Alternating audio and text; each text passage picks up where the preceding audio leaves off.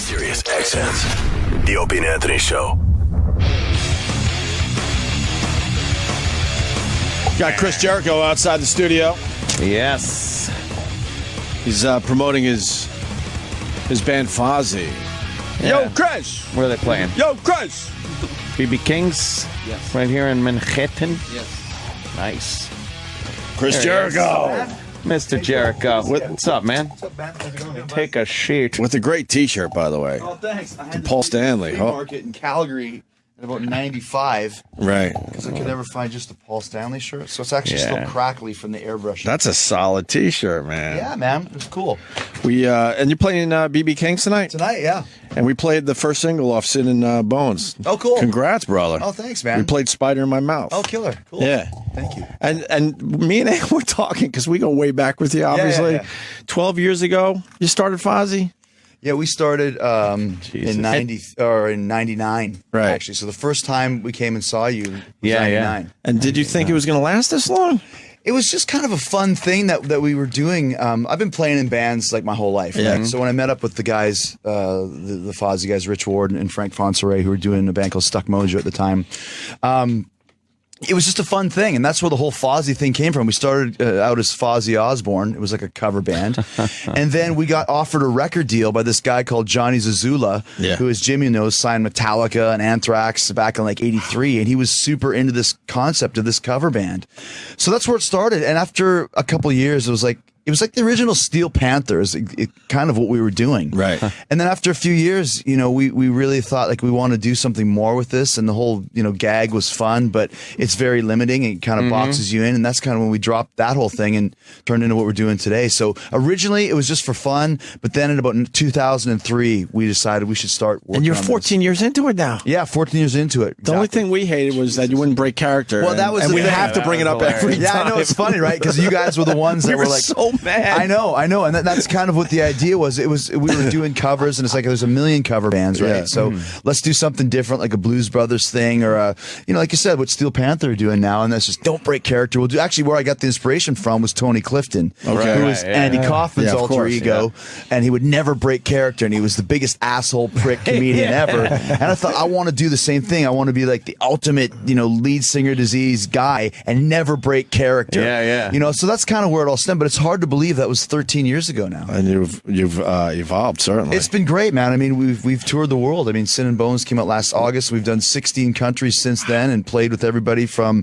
Metallica to Slayer to Anthrax to Avenged Sevenfold to everyone in between. That's So got to be a dream come true for you. it is, and I'm sure it was the same for all you guys with your heroes. You meet them as fans, and then you become peers, and then you become friends.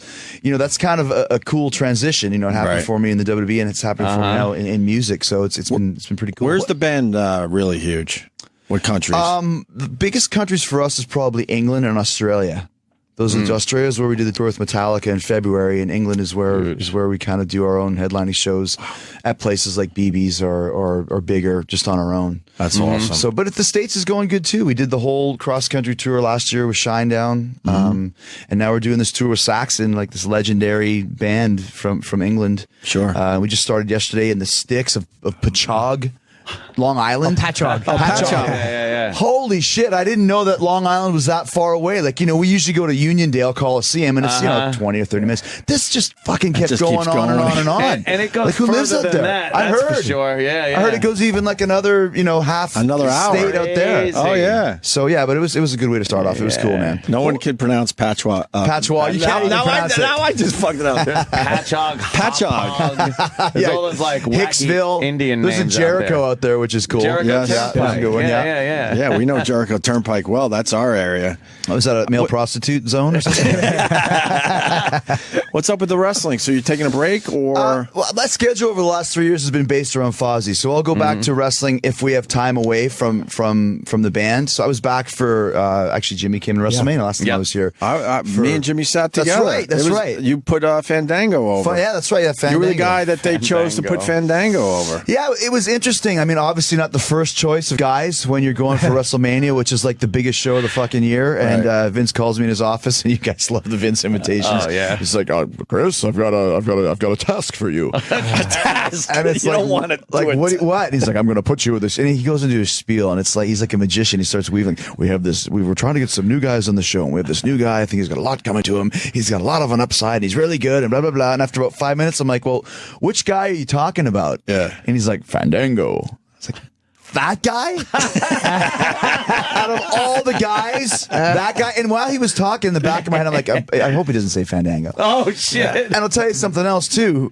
He got that Fandango gimmick from when I was on Dancing with the Stars, because I know he was watching it and thinking like, these guys are pussies. Okay. You know, like this would be the ultimate heel, a male dancer. Okay. Right? So that's where he got that from. So it goes full circle in a way. Yeah, exactly. Which was funny because I saw you in the hallway. I was like, oh, you turned down Dancing with the Stars, huh? Yeah. And you're like, don't believe everything you see on Twitter. But he did it so seriously, right? Did you see that? No. I said I turned down Dancing with the Stars, and everyone bought. But not everyone, but a lot of people. But the way he tweeted it was like, now I can finally officially say that I turned down Dancing with the Stars. Thanks, because they were announcing the new lineup on Wednesday. So on Monday, I said, okay, I can officially tell you I turned them down, and everyone bought. Thanks to the producers for considering me. And I'm like, Mr. Fan, Opie's tried out for Dancing with the Stars. He didn't want to do it. That's cool. Of course, I wasn't asked. You guys are getting big, man. You guys are getting huge. Well, we did film a little documentary yesterday, a little scene in a documentary. So yeah, for Dancing with the Stars, we got things going on. Okay. Kevin Pollak's got a little documentary, and he asked us to be in it. Were you dancing? We're not dancing. No dancing. You should be dancing. whatsoever. The best was watching Chuck Liddell in Dancing with the Stars. That was the Oh, that greatest. was hilarious. Oh wow, yeah. He's not meant to dance. We loved it, though. And it was literally like watching Put on the Ritz from Young Frankenstein. It was fucking. It's one of the greatest things I've ever seen. Gentleman Chuck Liddell was really great. We're bummed that Fandango started wrestling, because that's when we tapped out, because we're not into wrestling like we used to when we first met you. But that brought us back in. That gimmick was hilarious. It was such a ridiculous gimmick, right? Yeah. But I mean, obviously, he had to wrestle eventually so Vince could get his money's worth. Well, the thing is, you know, to continue the story we're talking about, you know, so I found out Fandango's his first match ever is in WrestleMania against me, and it's like, I'm not Steve Austin, but I got enough of a name value where that's a pretty big position for him to be in. It's a lot of pressure because. You know, we've never seen this guy. We don't know if he's any good, if he's a drizzling shits, what.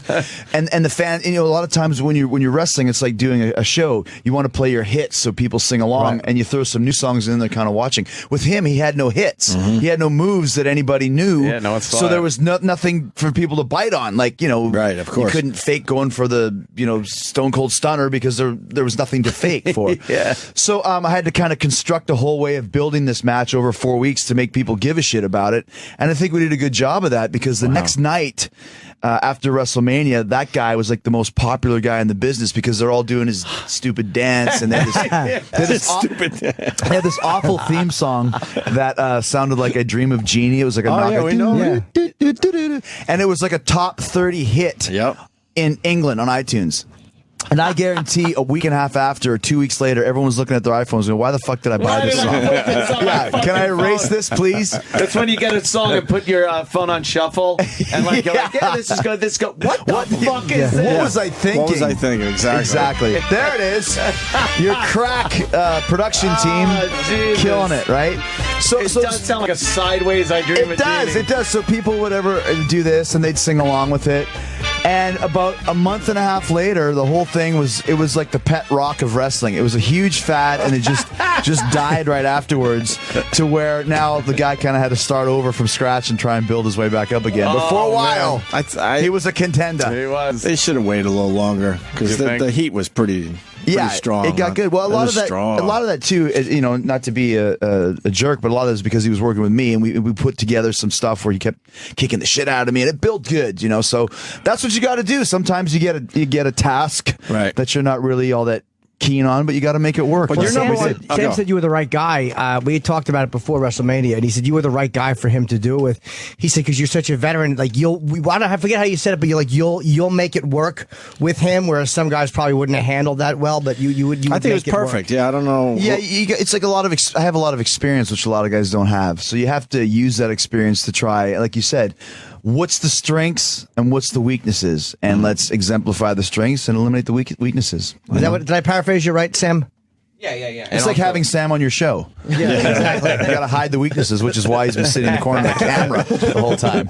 But also, I mean, Jericho's got confidence about him now because he's been doing it for so long that he's He not always had the confidence. But he's not though. afraid to make somebody else look good. When you debuted, you were dripping with confidence. It was Dripping with confidence. Dripping with Yes. confidence. Well, that's the thing. Out of I every had pore. I had 9 years of experience before I debuted in the WWE. They're working around the world and all these other places, and that doesn't really exist too much anymore. You know, guys will go. They have a big training facility down in Orlando. Guys will go there for 6 months or a year and kind of learn a bit, and then they're on TV to sink or swim on their own. And when you have 8, 9 years experience, it gives you more options on what to do, Right. and how to get over, I guess you'd say. But your number one priority now is Fozzy, huh? Yeah, it has been for the last 4 years. We decided in 2009 that we really thought we could do Amazing. something special with it. Yeah. And we've done everything backwards for the way you're supposed to do things, but it's worked out great. And especially whenever we come to New York, I mean, the crowds are packed, and it's just been a really, really cool experience because, like I said, I had a lot of people telling me when we first started this. Same thing I did when I first started wrestling. You can't do it. You're too small.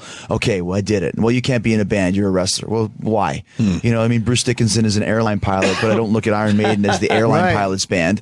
When Is he he's really? Yeah.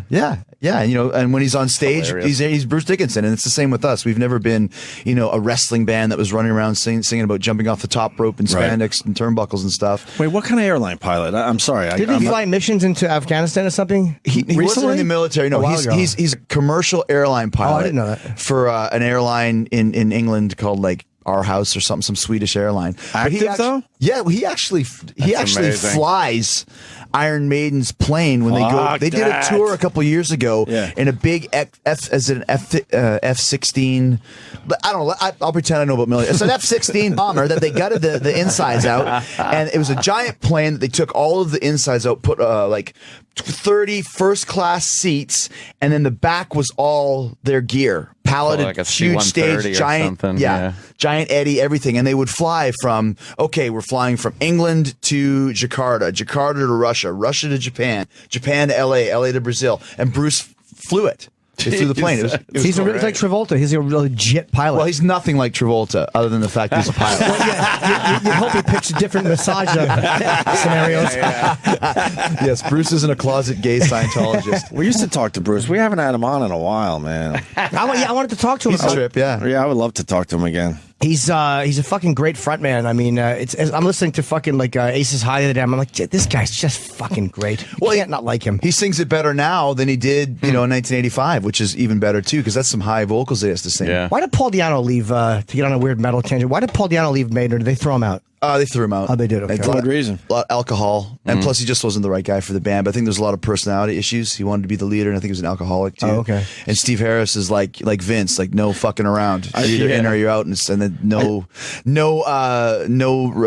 remorse when you get rid of somebody. I still find it weird when they throw a bandmate out that isn't, drinking or drugging. It seems But just see- a little weird from where we grew up, right? Right? It's hard though. Like being in a band, we have 5 guys in Fozzy, and it's a 5-way marriage. It really is.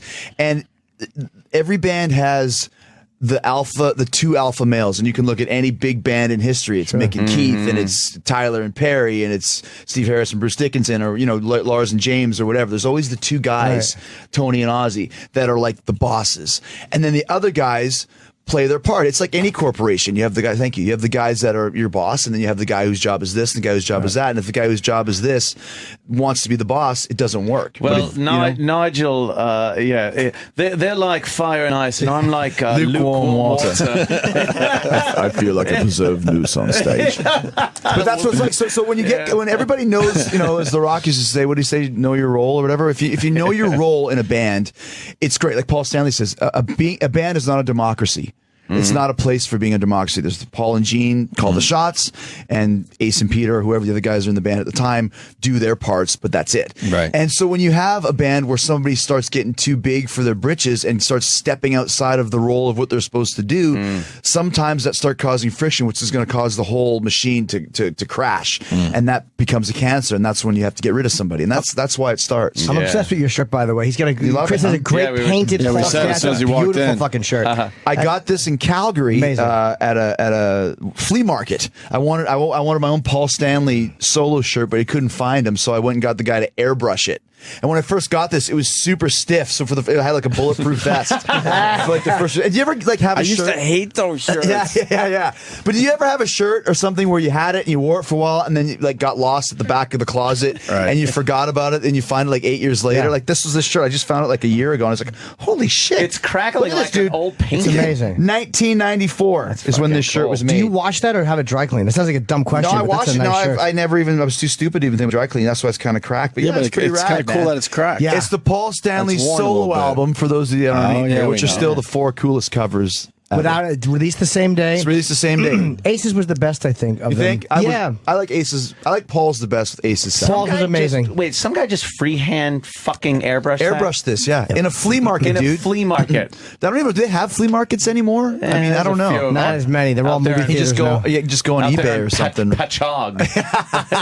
Artists, Call back. artists just don't get any respect. No, There's amazing talent out there, and they have to Amazing. go to a flea market to try to make That a few guy bucks. should not Yeah, be like, in a this is flea great, market. right? He should be doing rock and roll amazing. paintings for your house. That's It's incredible. You see amazing. the sketch artists in Central Park? They make amazing sketches of people just dumb Yeah, tourists, and I'm like, that guy should be Dumb making a tourists. shitload of money Yeah. somewhere. Instead, he's getting like what 10, 15 bucks. Yeah. Sitting on a crate. It's fucking orange crate. Yeah. unbelievable. But I mean, how much money could you make from that? How many could you do in a day? That's 10? true. Right. So if you Maybe. do 10, and how much is it? $20? Yeah, he's maybe making $200. 200. Then there's bucks. supplies. Yeah, he's not- there's box rental. Right. You get if Shakedowns. you're going to what's that? Shakedowns. Shakedowns. Dude, I'm right? gonna have a off the shirt man. made. I'm gonna fucking have a shirt. You should. made. Like, You should that do is that, man. beautiful, man. Do that. We got guys that listen to our show that would probably make something nice like that. I'm gonna get a couple of different ones because that's a unique one-off fucking Jericho shirt. It'd be cool to get all guys that ever wear a Kiss makeup and have a Vinnie Vincent Onk man. That would be the shit. Onk man. Vinnie Vincent Onk man. Well, that one man. didn't really take off. The Halloween costumes didn't go through the roof on the Onk man. You were talking about your son outside the studio. He's 9 already. My son 'Cause is I remember 9. when you were having a kid when we Yeah. first got back to radio. Yeah. We've been back 9 years. Well, you guys came back in 03 or 02? 04-ish. Yeah, so I had just had, Yeah. he was born in 03. Yeah, I remember you So- talking about it at the time, and now he's 9. And Yeah. do you want to tell that story? Yeah, yeah. All right, I wasn't sure how We were talking about Sabbath. Sabbath, and you At brought your fir- 9-year-old. Yeah, and first of all, isn't it crazy how long we've had a relationship on this show? Like 13 fucking years, 14, man. yeah, Crazy. 99. That's longer than most marriages last. So 99, congratulations, guys. I'll buy you a bouquet of flowers later. So I took my son to the Stones in June. We went to Boston, flew up, father son. I'm not much of a camper or like a woodsman, and I remember my dad used to take me camping when I was a kid, and I was like, fuck that. I'll take him to the Stones. That's a cool thing for a dad and son. to do. Sure. And we had the best time. The Stones killed it. I don't know if you guys saw They're them. still killing it? Nick is 70, and he sings like he's 50. He sings great. He's still doing his Mick shit and doing the, and Yeah. it was so damn good. And he had a blast, and he knew the songs because I played him some good ones. So I said, well, do you want to go to Sabbath? They're coming to Tampa. And he's like, okay, I'd like to go to Sabbath. I'm going to go. And I said, well, Ozzy swears a lot. He's like, it's okay, Dad. I've heard it before. He plays Call of Duty. And, so my wife and I said, okay, well, let's give it a try. Right. So I took him there, and of course the opening line is, I want to see a wild fucking crowd, you fuckers. And he's kind of like a little bit timid, but he's getting up there. War Pigs is the opening number, and he's clapping with Ozzy, and he's doing the Ozzy stuff. And I'm watching him out of the corner of the eye, because if I look at him, he'll stop. Yeah. And he's into it. And then about third song in was Under the Sun, kind of an obscure tune. Could be my favorite Sabbath song ever. One of mine too. Until they have these big video screens on the side of the stage, as most bands do nowadays. But instead of showing like here's Geezer playing and here's Ozzy, they've got these like blasphemous, crazy images from like the Hammer horror films of the late 60s, early 70s, when there was no like code, Right. there was no like ratings. So I was watching this, and it was like I couldn't believe it. There's nothing like watching two nuns covered in blood jacking off a cross with your 9-year-old son, and they're making out too. And so I was kind of looking, and I can see that he's. I remember if I was ever watching a movie with my parents and there was like boobs. I remember when we saw The Deep at the drive-in with my Dude. parents, and they thought I was sleeping, but the boobs were like Jacqueline Bisset's boobs. And that white T-shirt. Oh, yeah, remember? And I'm like, I hope they don't notice that I'm looking, because I don't want to have this conversation right now. I'm only Yes. 7. Yeah. So I'm looking over, and he's seeing all this stuff, and he's not really, I don't know, like Jimmy said, you didn't even notice any of this stuff. No, I was so transfixed on Ozzy. They literally Of could have been course. showing my fucking face, and I wouldn't have noticed it. That's right. It was the imagery, which, like I said, it was just, and it was confused me as to why they did it, because because, they're not Dimmu Borgir or some satanic death band. I mean, that was their thing in the 70s, but it wasn't like, and Ozzy's throwing water and doing doing the windmill thing. And meanwhile, in the background, there's like some, lady having an abortion or whatever the hell was going on. And it's kind of, and it was fun. I was talking to Zach Wilde about it. And he goes, I guarantee Oz doesn't even know what's on behind him. Really? Unless You he don't turns think he around, does? unless he turns around for a drink. He said all he cares about now is what time does his show start and what time can he be back in the hotel room to watch the History Channel. History Channel. Yeah. Still watching that History Channel. Loves the History Channel. Yeah, I did not notice any of the imagery. Like I was looking up, but most of the time I was just watching the fucking. But you're the a guy. Sabbath fanatic. Yeah. Have you seen them play before? Oh yeah. Okay, so Yeah, many times. But to go, it was like kind of like, oh, this is your hero. I went twice this year. I had to see them. It was more the one I wanted to see the most was Iommi because he's sick, and I'm like, I don't know how many. I mean, hopefully he'll be okay. Well, but them as a band. I mean, obviously, I think Ozzy will tour again, but Sabbath, this could be the end of it, right? maybe, yeah. I mean, I would hope not. The band, it was such a massive success. How was Ozzy when you saw them? He was great. I mean, I saw them twice, and he was great both times. They did a shorter set in Irvine because it was later in the tour, Right. And I think as the tour drags on, They guys cut a just lot of new songs too. and- Yeah. Oh yeah. I need a better copy of that fucking. How great is that? We're looking at I love a my picture favorite, of Jimmy My favorite thing about this interviewing Black Sabbath. Yeah, Norton the that's cool. douchebag wearing a suit jacket. It's like I'm going to go interview Sabbath. I have to look the part you for know once. At Ozzy's home. That's Ozzy's house. Yeah, Oh wow! I cool bought is the that? jacket, the pants. I bought everything for that, and I didn't know what I wore a black T-shirt. I wanted to because it's for their DVD, so I wanted to wear something that was kind of. I didn't want to wear like a fucking rock T-shirt, Right. And I didn't know what to get, so I'm like, just a jacket and some black pants. That's huge, man. That's so cool. That's one of the things. Like, we were talking earlier about how you get to become friends with your heroes, and that's pretty cool that you're in Ozzy's house. I've never been in Ozzy's house before, but that's pretty damn cool, man. Yeah, I've been to think, when you were 15. Jim Florentine left me a message. He goes, "Remember you were calling England Jet Records to try to meet him? I used to call England in 1981, And now you're in his I'm going to meet house. Ozzy. Asshole. Yeah, I can never tell Ozzy that he'll get creeped out. Yeah, you probably shouldn't be in Ozzy's house. Yeah. Yeah. That's the second house of his I've been in. The first one was that we shot the opening to the special was his old house. Wow. In his bathroom. Listen to Norton house dropping. That's the second house I've been to. The first one was much nicer. Believe me, it's a big drop after Ozzy. It goes from Ozzy to Opie and Anthony are the next two big houses. I remember an embarrassing fucking moment. I went to go see Saturday Night Fever, and I'm sitting between my mom and my grandmother. And it's like, that part, you happy now you're a cunt, right? Yeah. And they're like fucking gangbanging that chick in the back seat. And I swear, I was just like, I was jerking off.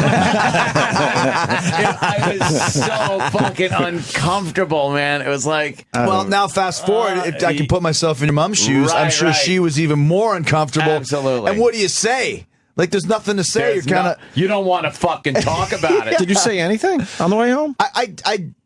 I didn't really say like, what did you think of those images, son? I just said, it was pretty heavy and some of that stuff you probably shouldn't have seen, and he was Don't tell agreeing. mom. Don't tell mom. Yeah, I pretty much did say that. Don't tell mom. But conversely, she had taken, I believe, him and our nephew who was 11 to Lady Gaga, which was, Fire Island times 1,000, where I guess one of the opening lines was like, indeed. I want you to suck, I want all of you to suck my cock. And she's a chick, and they're like, same thing. Don't tell your And mom. two of us raised our hands and cheered.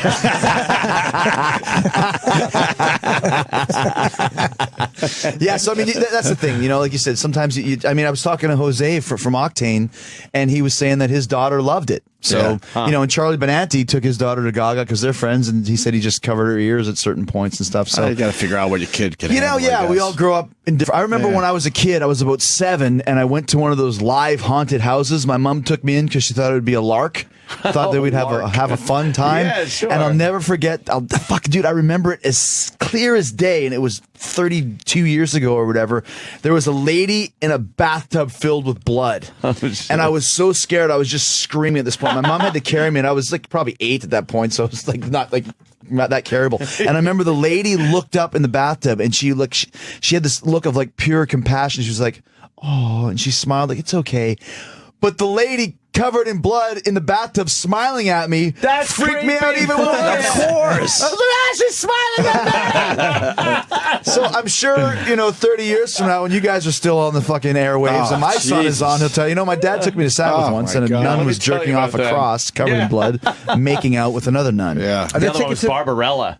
Barbarella fucking All right, at a with the- drive-in. My father and his like girlfriend at the time, and I'm sitting there, and it was the beginning part where she's kind of naked and like flipping through space and shit, and I remember like trying not to breathe heavy.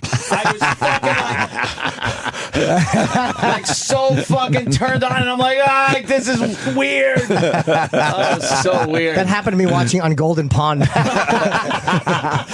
Or the porno equivalent on Golden Blonde. On Golden Shower. Are tickets available for the show tonight? Yeah, there's still tickets available at BB's. Yeah, it's BB doing King's. great, but there's still tickets with us and Saxon. It was cool.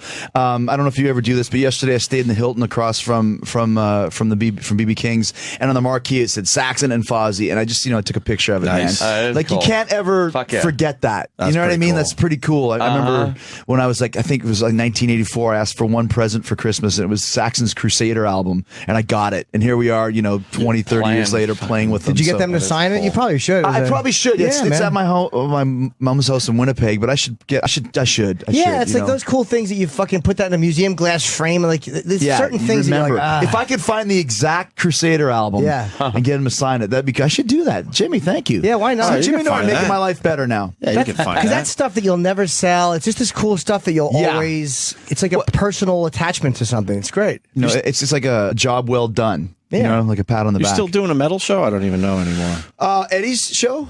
Or oh no, I'm you sorry, used I'm sorry. The Rock of Jericho. What happened was Nicky had his own channel on XM Sirius, not Sirius XM, so only half the people in the States could get it. But that channel is done now, so my show is done. You should be on the radio if you want to do it because you're so knowledgeable. I think there's other fires in the what is it? There's other fires in the basket. Yeah. Sam. There's other irons in the fire. Irons I in think the was what I fire. meant to say. All right, so you'll be back on radio eventually. Yeah, it was funny because I did 97 episodes, and the 100th episode was scheduled to be Lars Ulrich, and they canceled me at 97. And he's like, when the fuck are we doing the show? Are you going to call me? I got this movie coming out. I'd like to talk about it. And I'm like, sorry, Lars, I have to wait until I get something else, but I'd be happy to interview for PBS. We're seeing Metallica a week from tomorrow Oh, at the Apollo. Can't wait. Dude, that is great. Was that just a promotional cool. thing? For the movie? They did it with Paul McCartney, which was just ridiculous. Oh my gosh. that was just ridiculous how cool that was. I missed the Springsteen one they did last He was. year. I got it after seeing him. He was amazing. Live. McCartney? and Springfield. Oh, McCartney. Yeah. was Well, great. see, guys playing that long know exactly what to do. It don't matter if you know them or not. I finally went to my first Springsteen show a year ago. It was ridiculous. Blew you away, right? Yeah. It was unfucking believable. I'm there like, were why am I not a 17 Springsteen fan? 17 fucking people on the stage. Yeah. It was The band. Oh, yeah. It's He's 'cause he's got a whole horn section. Huge. Like And fucking an amazing yeah. performer. He also calls his set list on the fly. Jeez, Whatever yeah. he Really? feels like. Yeah, they know like And they just know 80 it, songs, and they are expected. It's like James Brown. Okay, we're gonna play. I think they did "O Sole Mio" in Italy. Oh, If we want to do "O Sole Mio," you guys can figure that out in like 3 seconds. Like, I Yeah, guess. work on it. Yeah, "O Sole Mio." Who did that with paparazzi? I saw that one. It might have been Brian Adams. I saw a weird video of Brian Adams singing that with Pavarotti. Would have all these fucking Oh yeah. Pavarotti and friends, and the best one is James Brown. It was Pavarotti and James Brown singing "It's a Man's World." It's really awesome. good. Yeah, It was awesome. We played that on our show. we did. Yeah, Yeah. I've got a great Pavarotti story if you got an extra couple minutes. We flew to India about 10 years ago. We had a WWE tour in India. And I get off the plane and I forgot my my Discman. That's how long ago it was, pre-iPod days.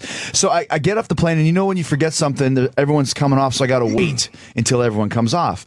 So I'm waiting until everyone comes off, and I notice there's a guy beside me sitting in a wheelchair, and I look over, and it's like, holy fuck, it's Pavarotti. Wow. So I'm kind of standing there, and like he kind of looks over at me, and I look over at him, and there's like that moment where we connect eyes. So now it's uncomfortable because now we both know that we're there. So I look at him like, how's it going? Mr. Most famous guy in the world, and he's like, I sing too. and he's like, oh, good, and I'm like, good flight. He's like, yeah, my foot kind of hurts. He sound like, was he Transylvania now? But my foot hurts. It was a long flight, but you know how it is. And I was like, okay. So, you want a piece of gum? And he's like, oh, no, it gets stuck in my dental work, but it's okay. You have some gum. It was like the worst conversation ever, but the best conversation because it was with fucking paparazzi. It's amazing. So, yeah, and then I had to go back and get my Discman, and I was like, I'm going to sign it. And I came back out, then he had disappeared in the wind. So, and he died about 2 years later. So that was pretty funny, though, man. I remember he had total dyed hair, like when it's overly dyed, like eyebrows, like black. He had eyebrows black as night. You can get that up on stage. Yeah. It looked a little creepy. So what's Some of those Metallica old doing photos. at the Apollo? Doing a full set. Doing a full set. As promotion? Sirius does this thing at the Apollo where they get these like kind of like bands that never would play there, Right. And it's this amazing promotional thing, and Metallica's doing it for the. It's self-serving for just the company, to be honest with you. But How big is we it? get to enjoy Metallica. Oh, that's great. What's the cap at the Apollo? God, 1,100, maybe 12. It's very small. See, dude, that is Tops. the shit. Yeah. You never went to any of the Metallica 30th anniversary shows, did you? I don't know. I mean, No, I've you would seen know. them. They had 4 shows, the Fillmore in San Francisco for their 30th anniversary. No, yeah. They played 80 shows in 4 days. And they had, dude, it was crazy. Look at the set list. The only song they played every time was Seek and Destroy, and the rest was obscure songs they'd never played Wait, before. 80 shows in 4 days. 80 songs. Oh, 80 songs. In 4 days. And playing songs that, To Live Is to Die from Justice for All that they'd never played before, like all this stuff. Wow. And it was in the Fillmore, which holds 1,000 people. Wow. It was one of the best experiences ever. So that'll be the Oh, same I thing at can't the Apollo, wait. I'm sure. I got invited to a private show they did. It was the night before but it was like 150 people. It was a tiny club, and it was like Where? I forget Here? where. In New No, York?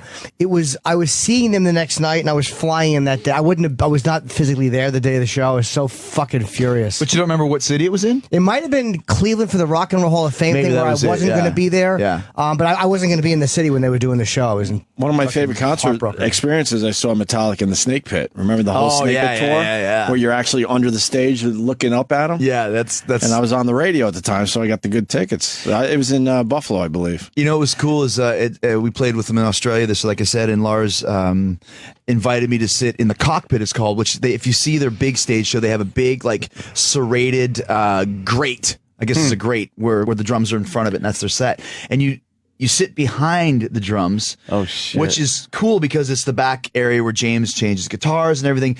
All you can see is if you're looking through a grate. But it's fucking so rad because all you see is like the crowd. You see kind of Lars playing a bit, but just watching the crowd. Like there's nothing else to look at but squinting through this thing.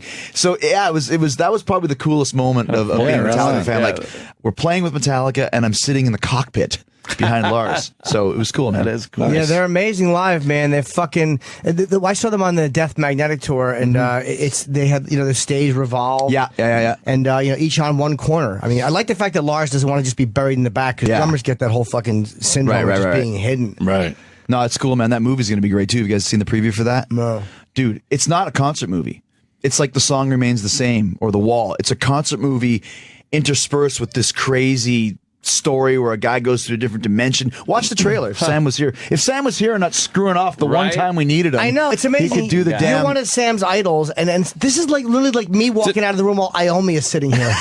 Fucking dummy Sam is. What are you doing? Fuck, I know it's been like 13 years and he said 3 words to me. I'm like, Yeah. Did you like Some Kind of Monster with the therapy and all that? Oh, it was that crazy. was so uncomfortable. Yeah, it was very But what uncomfortable. a cool movie. to the fact they're able to catch that. Right. That wasn't supposed to happen. You know, Right. that's the thing. I about- guess they figured out all their issues finally, right? they did. Oh, yeah. They're but everyone goes through that. Because that movie's got to be at least 10 years Yeah, it old is. now. And it worked. Midlife crisis. Yeah, They're together It did. now. It It's did. like And remember the therapist? He was butthurt because they didn't need him anymore. I thought he was in the band. He was, Right, he was, remember he was that submitting shit? lyrics. Remember that? Yeah, he was submitting that's lyrics. right. It was so douchey. They said everybody can try lyrics instead of James just write him. And the fucking therapist show was yeah, lyrics. were they good lyrics? No, I don't know. I don't remember. Sit on the couch and tell about your childhood. Don't worry, everything will be good. I don't know what the fucking lyrics were. They were probably really, really fucking personal and awful. Nobody wants to hear us singing about being molested. It's inappropriate. Terrible. That was My pretty mother raped me when I was 5. Am I damaged? Sometimes a donut's just a donut. That was brave of the band to do that. To let their guard down like that. Absolutely. Because, things have changed over the last 10 years to where 10 years ago, that was still like Metallica's the heaviest band ever. And they can't be human. You can't, I remember there was a lot of fans that were pissed off that they showed this deep interpersonal. How about they were pissed off when they cut their hair? Yeah. I was one of them. You were. And I get it now. My hair was super long. And since I cut it, Chris, grow your hair back. It's first of all, it would take me 10 fucking years. I'd have a giant fucking bald spot, I'm sure, by that point in time.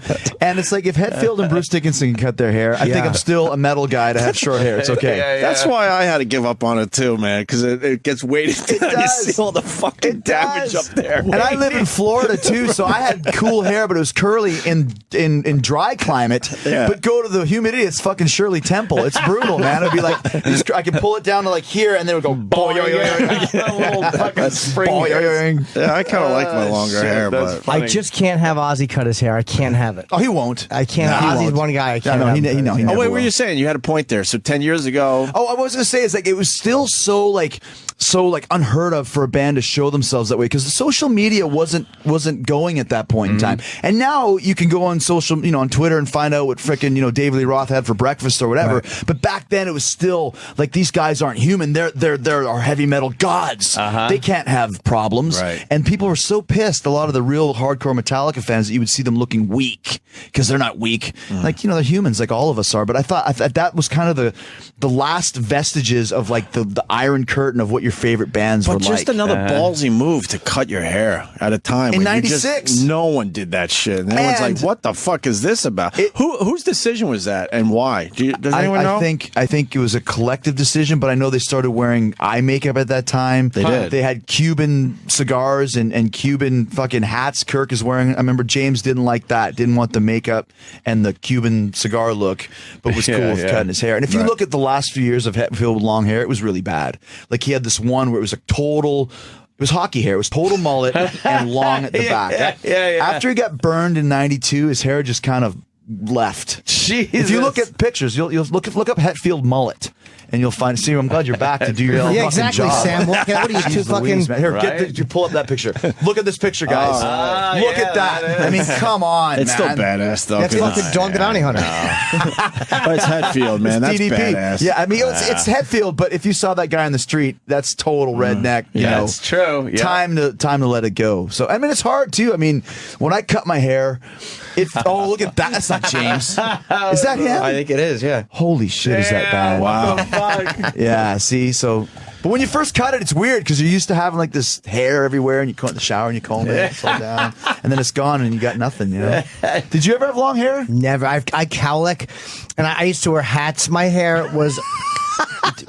Do me a favor, just Google real quick. Jim Norton. What was the album name? Where I had my high school picture up on my fucking. Oh right, yeah, yes. Despicable? Despicable. Disgusting. Despicable. Disgusting. It was actually on there when you put It came up. He just put in Jim, and it goes Jim Norton disgusting. That's the longest his hair ever was. I'm a sophomore in high school there. What a You must have got the little shit lesbian. kicked out of you tons. It's almost right? a Never got Beatles beat up. haircut. You're a little lesbian 'cause you're funny? girl. Yeah, that was the only reason. You used humor as a weapon. Almost That's Beatles. not bad though. I had a haircut like that too. God. How old are you, Jimmy? I'm 45. Okay, so yeah, that was kind of the style back when we were kids. Was like the Beatles do. Fucking penis shroom And head. and then there's the one little lump. He's got like a little tumor on the side of his head.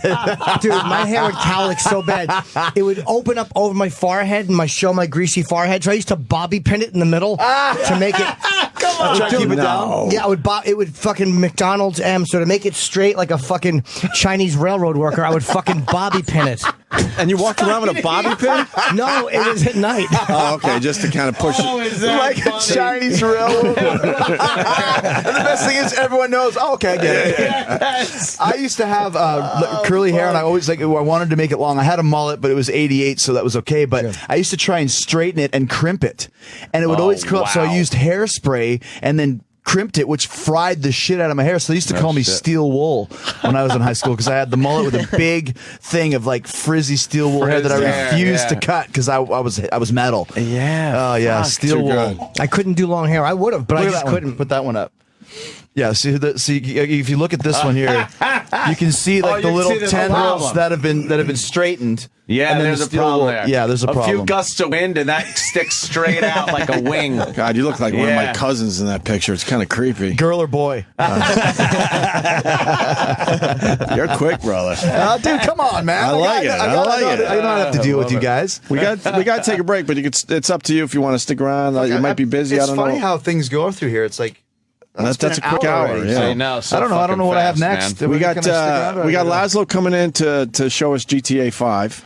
Oh, yeah, and we also have Metallica tickets we still got to give away. So let's give the right plugs too. Just in case Chris leaves. FozzyRock.com and ChrisJericho.com and I am Jericho on Twitter. And Jericho is Jericho. For some reason, I always thought there was an extra H in there.